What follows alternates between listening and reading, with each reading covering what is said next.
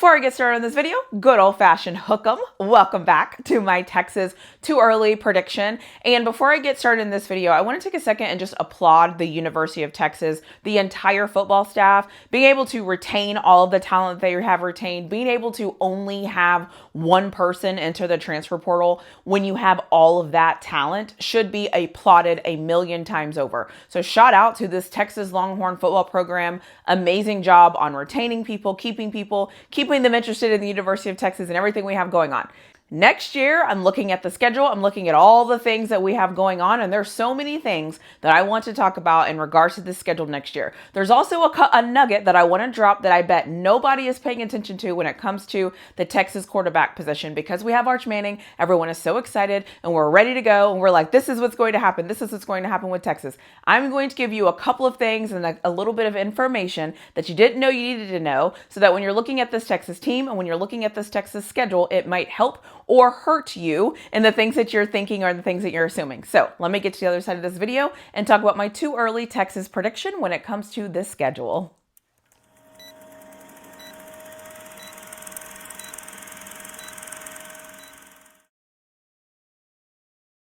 There are three things that concern me when it gets to this schedule that's happening for next year for Texas.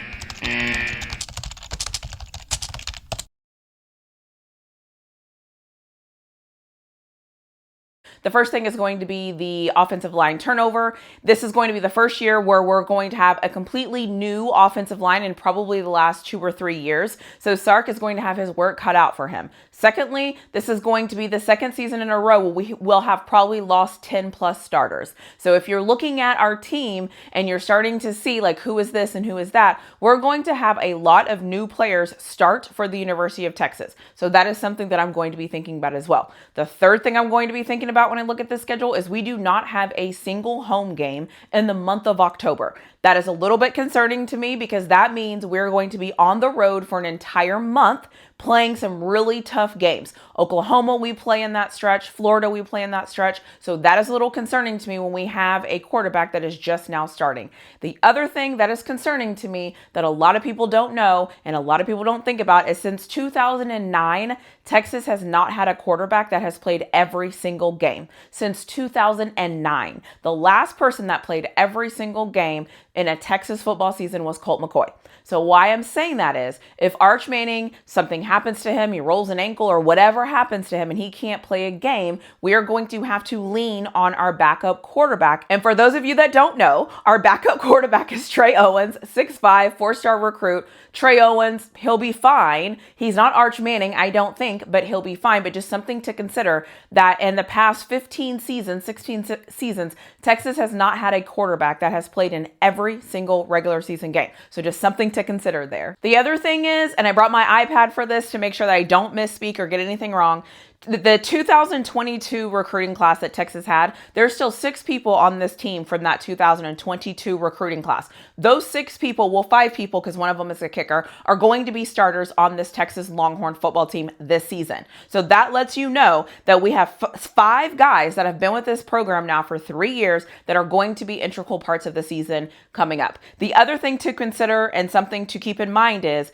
in 2022, Texas had the number 5 ranked recruiting class. 2023, they had the 3rd ranked recruiting class. 2024, they had the 5th ranked recruiting class. And 2025, which was this year, they had the number 1 recruiting class. The reason why I'm saying that is Texas shouldn't lack for talent. They absolutely should not lack for talent. They should have plenty of talent in order to compete and in order to go out there and do what it takes to win a national championship, because that is now the goal with Arch Manning at quarterback. So having said all of that, now that I've laid all that foundation, I'm going to give my too early season prediction. Couple of things to remember here is I'm totally aware the spring portal hasn't happened yet. I'm totally aware this video is probably going to release in January. So there's a lot of things that can happen, a lot of things that can evolve before the season starts. That is why I'm doing this in January, to see if come in July or June, if I feel differently or how I feel heading into the season. The one thing I want to start off with saying is I think Arch Manning is probably going to win a game he probably shouldn't win,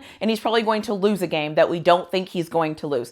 The only reason why I'm saying that is because he has to get into the flow of what he's doing. The other thing that's interesting when I look at our schedule is a lot of the games that are considered the big games are going to be away for us this year. For example, Ohio State is away. Oklahoma is always away. I think Florida is going to be a hard game for us this year. It is away, and Georgia is going to be a hard game for us this year. Those are the 4 games that I believe are going to be tough games.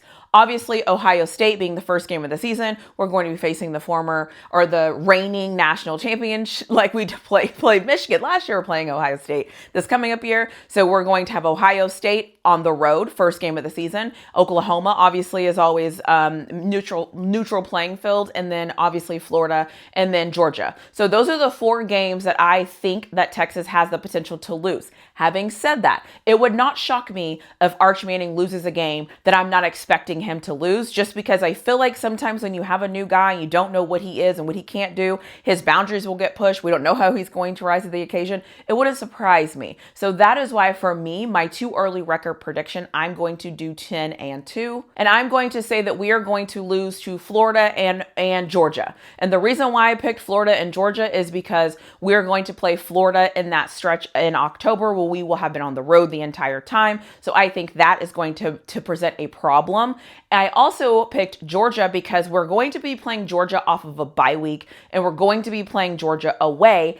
And this is Arch's first full season. So I actually don't know how he's going to adjust to a full season. I kind of knew what Ewers was going to do, but I'm not sure with Arch. So if I had to pick 2 games that I think Texas might lose, I'm going to pick Florida and Georgia at this time. I'm not worried about Ohio State as much just because it's going to be the first game and he's going to have all off season to prepare for Ohio State. So that one doesn't really concern me as much. The Oklahoma one, I just don't trust what Oklahoma is doing right now. So that is why that one doesn't concern me. The Georgia one, although is coming off of a bye week, should actually concern me. I don't know.